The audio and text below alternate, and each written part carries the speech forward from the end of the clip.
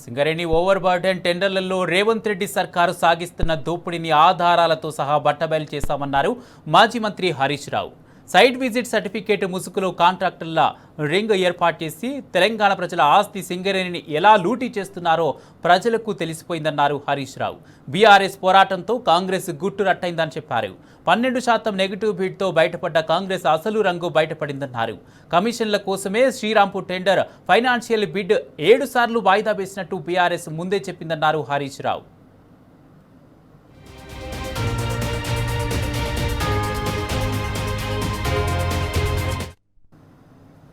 OB పనుల్లో జాప్యంతో బొగ్గు ఉత్పత్తి తగ్గిపోయిందని ఆగ్రహం వ్యక్తం చేశారు హరీష్ రావు.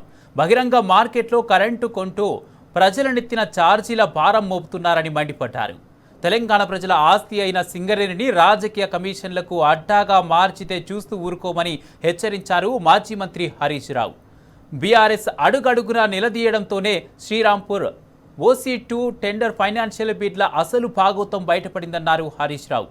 టెక్నికల్ బిడ్ అయిన తర్వాత కూడా ఫైనాన్షియల్ బిడ్ను దేశంలో ఎక్కడా లేని విధంగా 7 సార్లు ఎందుకు వాయిదా వేశారని నిలదీసింది బీఆర్ఎస్ పార్టీని అని చెప్పారు. సింగరేణి కార్మిక లోకానికి బీఆర్ఎస్ పార్టీ చైతన్యపరిచిందన్నారు హరీష్ రావు. ఆ నిరంతర ఒత్తిడికి తలొక్కి ఎట్టకేలకు సిండికేట్ ప్రేమయం లేకుండా పారదర్శకంగా బిడ్లు తెరిచేసరికి ఈ టెండర్ ఏకంగా -12% క్లోజ్ అయిందన్నారు.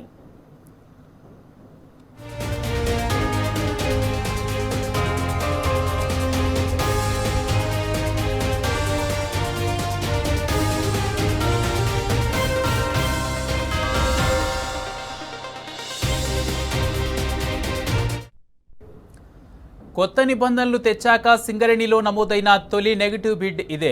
ముఖ్యమంత్రి బావమర్ది సృజన్ రెడ్డి సిండికేట్ను బద్దలు కొడితే అసలైన పోటీ ఎలా ఉంటుందో, ధరలు ఎలా దిగి వస్తాయో ఈ ఒక్క టెండర్ నిరూపించిందన్నారు హరీష్ రావు.